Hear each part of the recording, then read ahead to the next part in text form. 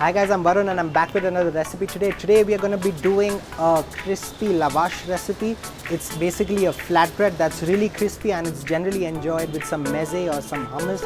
So I'm flavoring it with some spices like African peri peri spice. You can flavor it with anything you like. So let's check out this recipe.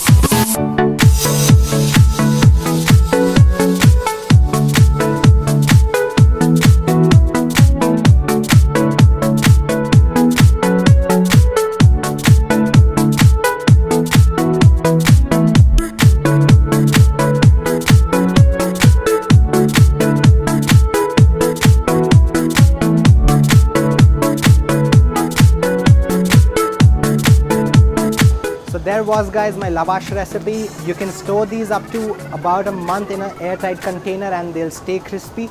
And since it's so easy to make, I would recommend that you make them fresh. Cheers.